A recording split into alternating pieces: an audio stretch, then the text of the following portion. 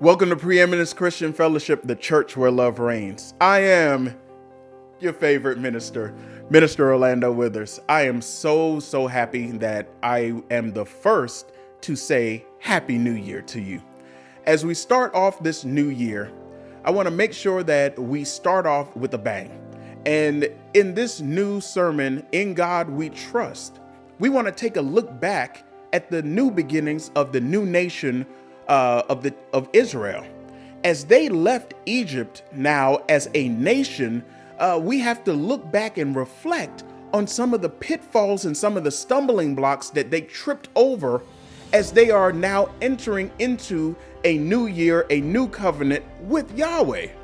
So as we go forward in this year, we're going to just take a quick look back at everything that may have happened in 2021, those things that may have been pitfalls and stumbling blocks for us, and realize that the one thing that will propel us through not only 2022, but the rest of our lives is Yahweh. In God, we trust. Hey, let's go. As we begin this new year, I've always found that it is important to reflect on what the past year has taught us, what we have gleaned from it. A lot of times what we do when we reflect upon the past is either we look at all of and review all of the negative things that have happened to us, or all of the positive things, and we do not reflect on the negative things. For case in point, when people leave generally an abusive relationship, the things that they often look upon or look back on are all the positive things that they took away from that relationship. And sometimes that causes them to go back into a relationship that is toxic and is not good for them, because all they can remember are the good things that happened to them in that bad relationship. Consequently, what we often do with God is, when he has brought us out of a difficult situation, we give him praise and we thank him for the short-term things. But what happens then is that we then focus in on all of the negative things that have happened to us. Now, isn't it amazing that when we look at man, and like when we judge our jobs that we might not like, we focus in on all of the good things that man has done for us. But when we reflect upon God, upon Yahweh, we take a momentary pause to thank him for what he has done, but then we focus in on the negative aspects and the negative points of our lives. And in this, the greatest example of that to me is the children of Israel when they left Egypt. There was a constant ebb and flow of thanksgiving and grumbling. And it continued for 40 years for that particular generation. So as we look forward to this upcoming year, I'd like to go back and review what the story of the children of Israel taught us, so that we can make sure and ensure that we do not repeat the mistakes of the past. So interestingly enough, Exodus is actually a Greek word meaning depart, and it's in the Greek, in the Latin, and in the English, it all means very much the same thing: to depart, to go out of, to be delivered from. But as the wordsmith as I am, I wanted to go back and look at the original word, Exodus, because Exodus, once again, is not a Hebrew word. The Hebrew word actually is Shemot. And so I wanted to know, what does Shemot mean? Well, it actually means names. And I'll tell you why I entered into this journey of even looking into what Exodus meant. So I always knew that Exodus meant to depart. But the interesting thing about the book of Exodus is that the departure from Egypt happened early on in there. And the rest of the book actually deals with trust. I already gave it away. Trust and the reintroduction of Yahweh into their lives. Okay, so I ran ahead, so let's come back just a little bit. Shemot means names.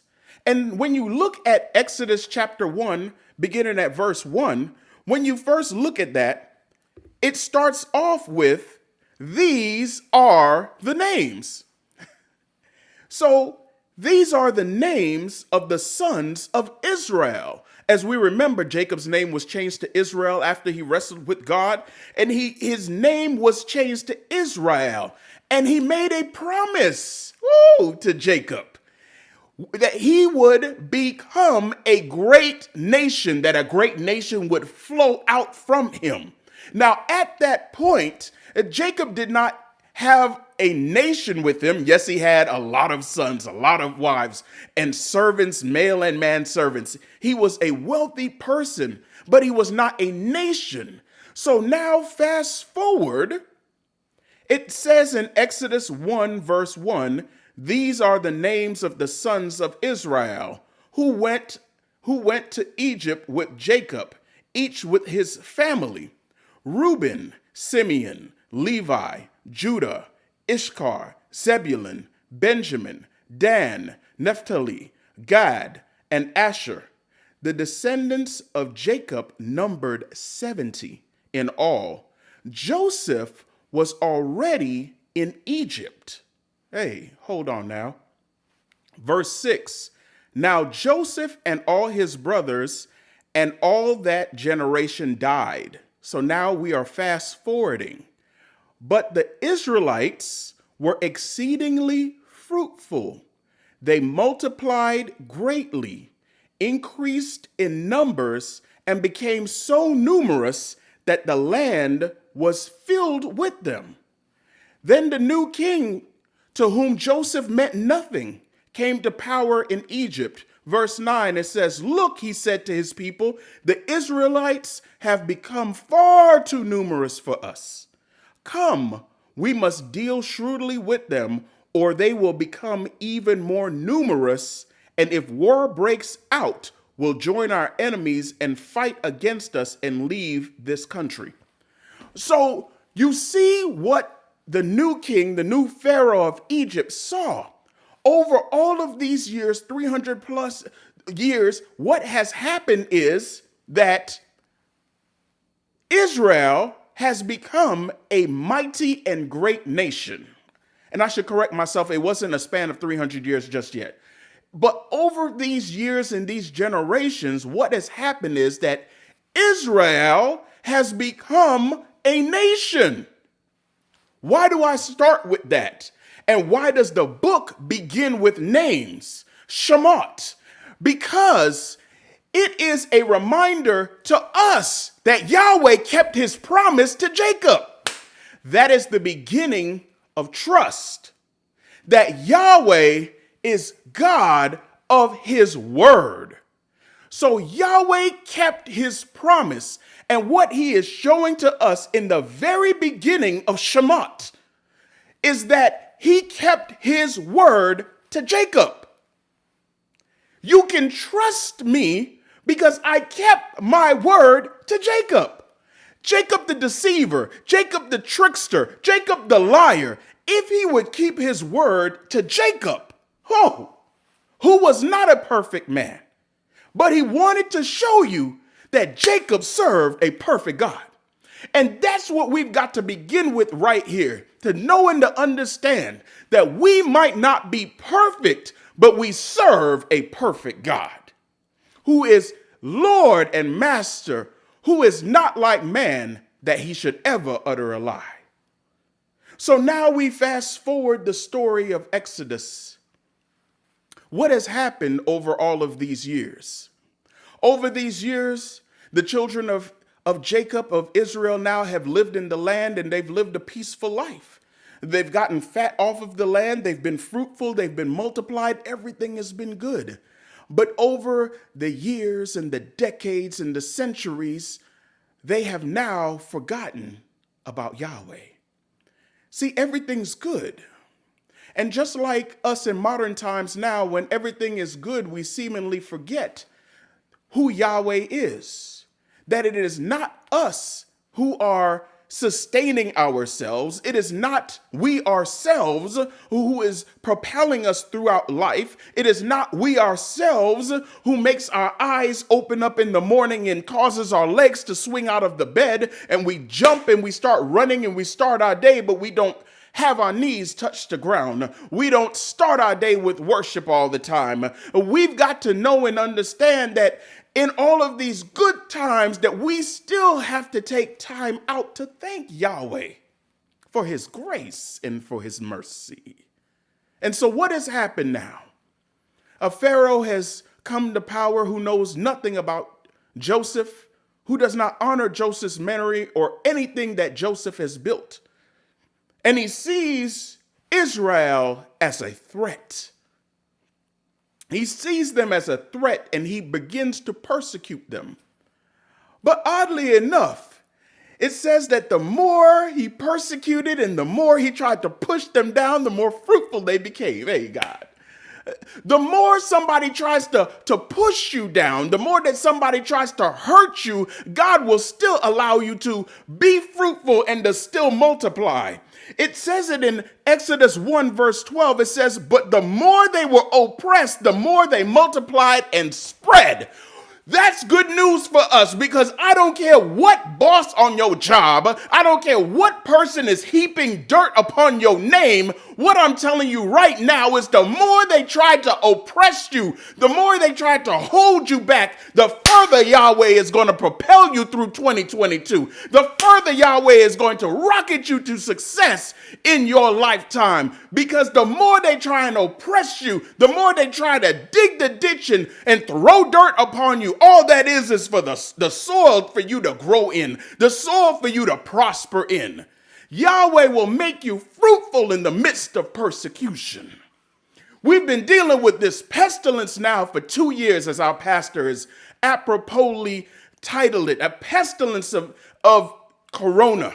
All these different variants coming up. Yahweh is still blessing in this time.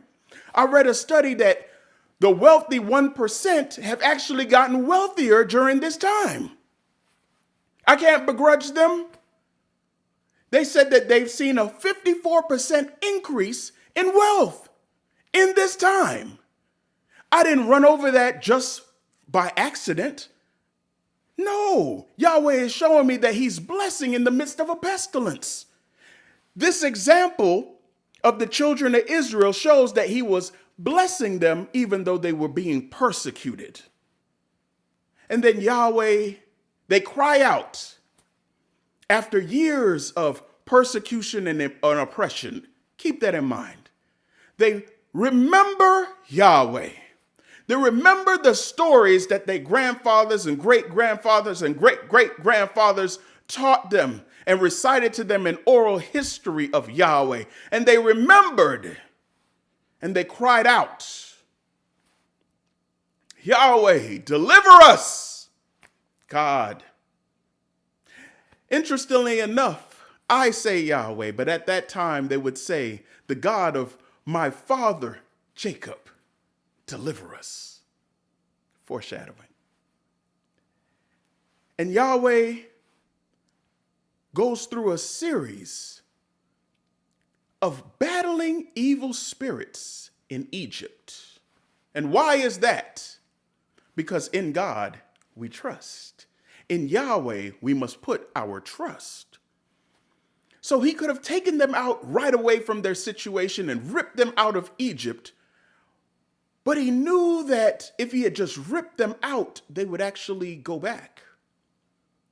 So he had to show them that he is Yahweh, the one true and living God. So as the plague started going through, one of the first plagues was for him to touch the Nile, because at that time the Nile was the lifeblood of Egypt.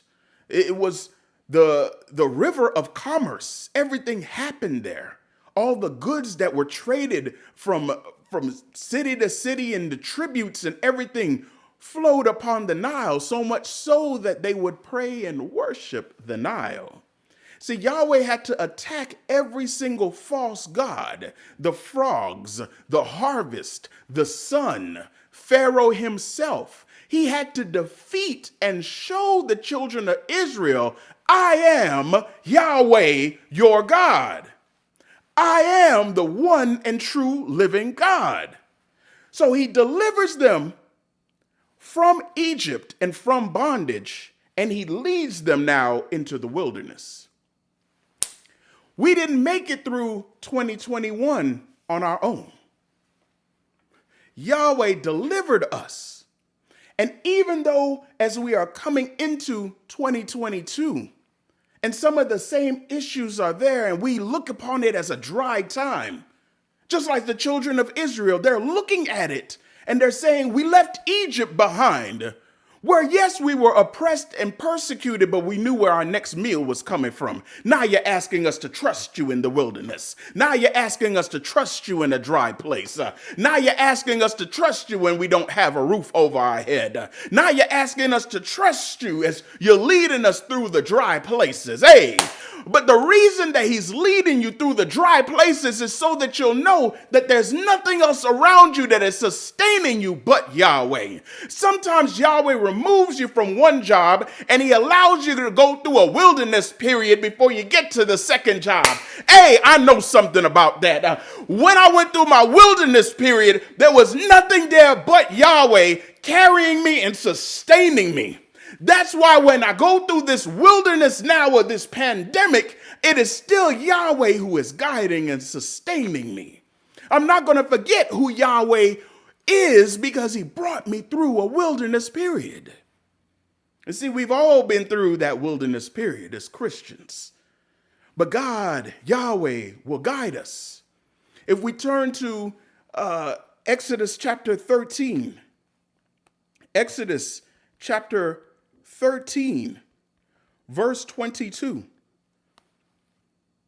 Interestingly enough, Yahweh is guiding the people through the wilderness. And it says, by day he led them by a pillar of cloud, and by night he led them by a pillar of fire. Verse 22, it says that neither the pillar of cloud by day nor the pillar of fire by night left its place where? In front of the people. The cloud and the pillar stayed in front of them, guiding them in the daytime and guiding them in the night. Why? Because Yahweh had to stay in front of them, guiding so that they would not what? Look back. Because he knew now Jacob has been dead for now 400 years. And they have been steeped in idolatry and idol worship. They were damaged goods. They were more Egyptian than they were Hebrew now. Their diet, their dialect, everything. And he knew that he had to move them away from Egypt as quickly as possible.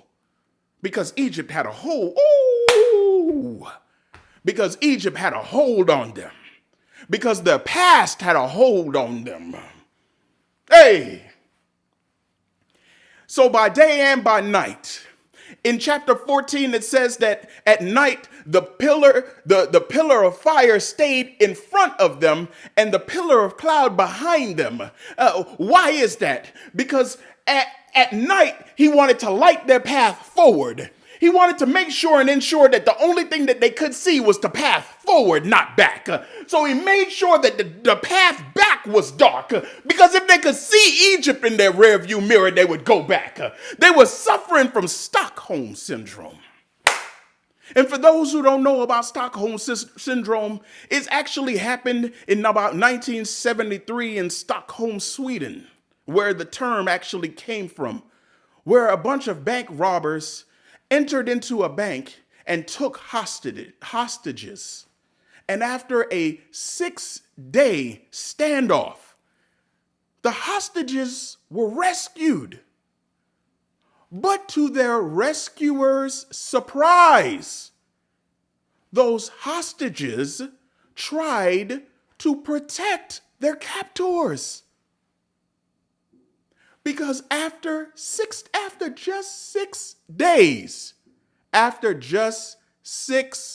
days, for some reason, these people started to identify more with their captors as their protectors than their rescuers. Hey, so look at it now. The children of Israel were delivered after they prayed and asked the God of their father Jacob to deliver them out of the hands of the Egyptians. But now that they've entered into the desert, there is grumbling. You brought us out here to die, Moses. It would have been better if you had just left us in Egypt. At least we had food to eat in Egypt at no cost. At no cost? It was costing you everything. But they had Stockholm Syndrome. You see, and that's why I started off the message at the very, very beginning, discussing abusive and toxic relationships. Sometimes we have been abused and mistreated for so long that we fail to recognize our rescuer versus our captor. Yahweh who delivers, or Satan who oppresses. Years ago, I can't remember just one particular rap lyric where I can't remember the artist at this time, but he said that he'd rather go to hell because there would be more fun there. Fail to realize and identify the difference between your captor and your rescuer.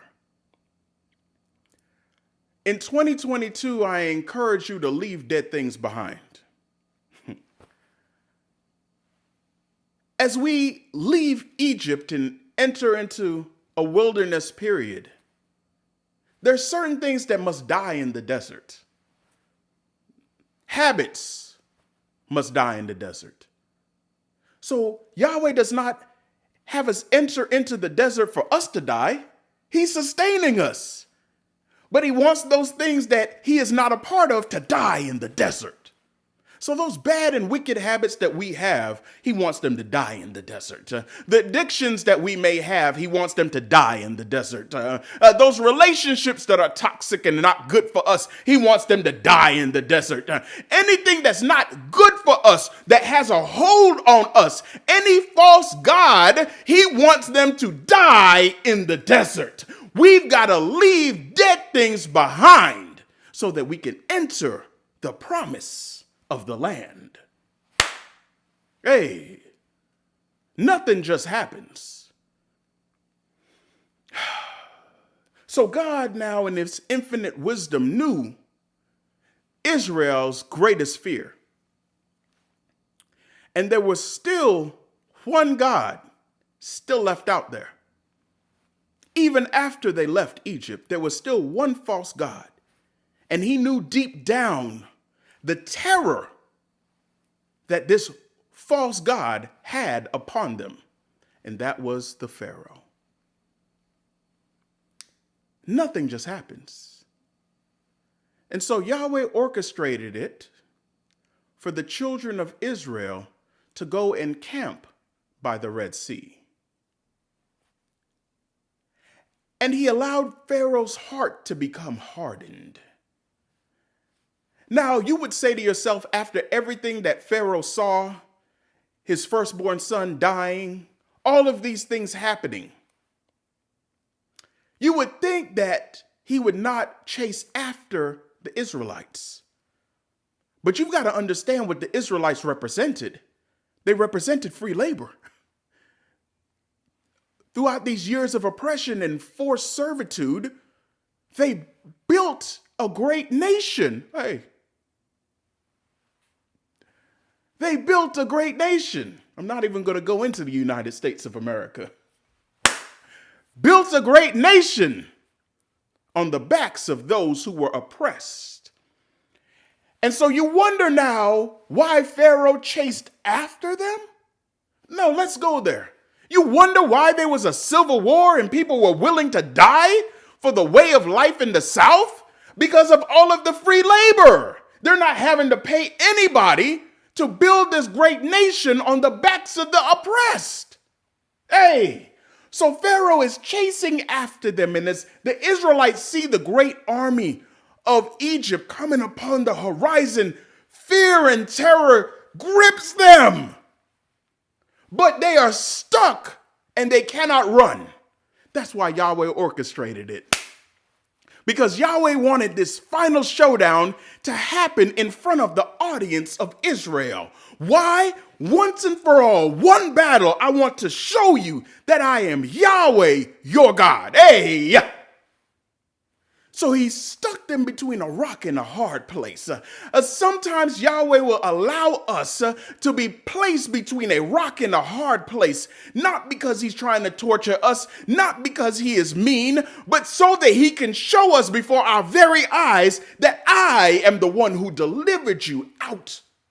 Hey, I am that I am. He wants to show us. And so as the armies of Egypt are just bearing down upon them, interestingly enough, I'm not going to have you turn there for the sake of time, but in chapter 14, it says that the pillar of cloud that was there and the pillar of fire never ever were in the same place at the same time. One was always at the front and one was always at the back. That way they were always leading the children of Israel forward, whether it be day or night. But as the armies of Egypt were closing down upon Israel, hey God, what happened is that the pillar of cloud that led in the day and the pillar of fire that led at night came and stood in the gap. Came and stood in the gap between the armies of Egypt and the children of Israel. I want you to know that Yahweh, your God, no matter what comes in 2022, he will stand in the gap in between your trouble. Hey, because Yahweh is our triumph. Yahweh is our victory. He will stand in the gap and not just protect us, but he'll fight for us. And while he was standing in the gap, holding the armies of Egypt at bay, he made a way out. And that was the miracle. See, if the children of Israel were allowed to scatter and run, if they had a way of escape, they would have never seen the miracle. So sometimes Yahweh does allow doors to close so that we'll see the miracle. Hey, God, come on now. Come on now. I ain't got time to preach all this. Just like today, some people are afraid that the devil is coming to reclaim them. And we've got to let them know that one sacrifice for all time by Yeshua Christ is all we needed. The devil can't come back and reclaim us. His Holy Spirit, hey, that fire still resides within us. And he is standing in the gap. Hey, God placed the sea between them. God stood in between them and their greatest fear, which was being reclaimed and brought back to Egypt. Now, see, for all those people who wanted to go back, when they saw the armies bearing down, all of a sudden the tune has changed. They don't want to go back. God will make us face our greatest trouble so that we'll always remember to trust in him, to put our trust in him. So every time things get hard and we start to grumble like the children of Israel, Yahweh will remind us of all of the great things that he has done for us in the past. Hey, we mustn't lose sight. We must not lose sight of the vision. This trek through the wilderness was supposed to take the children of Israel 2 weeks. As we all know the story, as I am jumping ahead now, it was supposed to take them 2 weeks. But it turned into 4 decades. Not because they were lost, but because they lost sight of the vision. Hey. Throughout their journey in the wilderness, time after time, when things got tough and they were supposed to turn to Yahweh, they would grumble and revert back to the past. They refused to trust. And that's why they wandered in the desert until that untrusting, distrustful, doubting generation died in the desert. So as we begin 2022, where does our focus lie? Where are we right now? As Preeminence Christian Fellowship, are we stuck between a mortgage and a pandemic? Oh, you bet we are. We don't know how Yahweh is going to orchestrate this and bring us through, but what I do know is that we have been tasked, we have been charged as his children to trust and to teach the future generations to trust. Because anything that does not trust, God is not going to be able to use. We've got to trust him in this time. So are we going to yearn for the old ways and doubt every single time that we hear that something is wrong? The mortgage is due. We've gotten eviction notice. They're having cutbacks on our job. Are we going to start to grumble? Are we going to say, I want to go back to the old me. I'm going to go back to doing things my way. Or are we going to trust Yahweh? Stop making excuses and move forward. So in this new year, are we really going to trust in God? In Yahweh, we trust. Whew, I hope you really enjoyed In God We Trust. It was a wonderful message that Yahweh first preached and first taught to me. He always deals with his man of God first, and I'm just so very thankful that he led me down this pathway to go through a brief and momentary reflection on what happened to the children of Israel when they did not trust.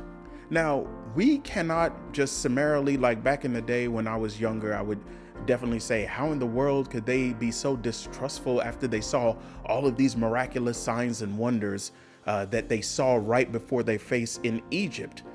But I realized as I matured that they did not know Yahweh. They have been steeped in Egyptology and the traditions of Egypt for centuries.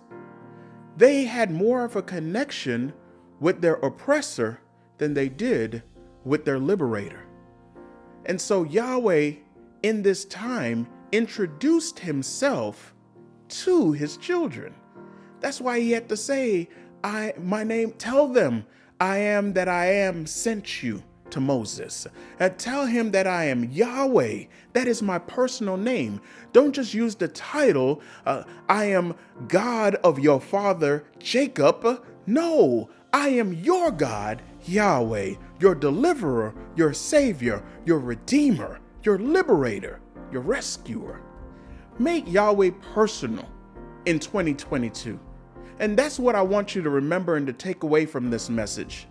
That we are in a personal relationship with God. That he is no longer the God of our mother, the God of our father, the God of Big Mama and Papa. No, he is our God, Yahweh. And we have been privileged and humbled to use his personal and majestic name. So as we go through 2022, as we start this new year, I want us to make sure that we started off on the right foot. And that is trusting in Yahweh, our Savior and our Lord. May God bless you.